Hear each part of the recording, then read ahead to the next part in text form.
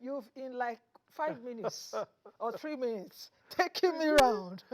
But I'm going to chase you. Of course, you've raised a lot of issues, so let's take Yeah. them one by one. But before we come to that, the president is even currently in the United States attending UNGA. Before then, we saw him in India, and we saw a lot of investment pledges announcement, $14 billion from different companies in India pledging to bring in investments into the country. On Wednesday, he rang the bell at NASDAQ. Of course, we know NASDAQ. Those guys that he's trying to cut are listed there, the tech-heavy companies. What does this signal? Is the president on the right track? Yeah. That's one. Then B, another thing we were talking about just before you came in was that, okay, they are all traveling and this is a time to settle down. And they need to settle down for policy coordination, even amongst them, for the ministers to even know their ministries and also for them to even be aware of some of the things that have been on there. So how do we just oppose that? So the first thing is I think the president has tried to, at least the characteristics of his messaging on his international trips in the G20, and then of course in the UAE, and then into UNGA.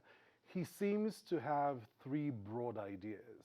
Okay. One is that it's important for him to be the one signaling to the world that he is ready for business. And that's important.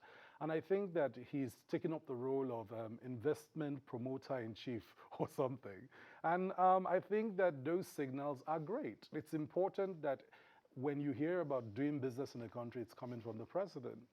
It's also interesting to see that he went into India thinking of some pipelines that he could actually land as either EOIs or pledges, the 14 billion we saw. And if you disaggregate that 14 billion, they're very interesting sectors. They're going into infrastructure, energy, and some of the sectors that we need to see investments go into fire the economy. Because it's not just important to bring investments into Nigeria.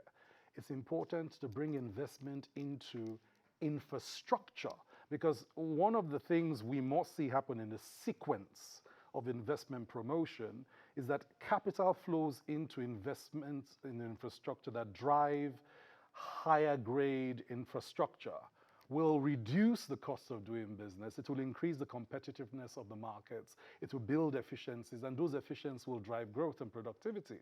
So I think that prioritizing investment promotion generally, but prioritizing investment promotion into the infrastructure sector is crucial. But to be able to do that successfully, we must at home decouple decades-long binding constraints for investment in infrastructure. For example, the seaport reforms still do not have a ports and harbor reform law that everyone has muted will have come into place for over 10 years. Rail is still in old binding constraints and it hinders investment in rail, okay? And so some of these sectors that could be drivers of really huge FDI flows need to be uncoupled in terms of legal, regulatory bottlenecks that hinder investments in those sectors in the first place. That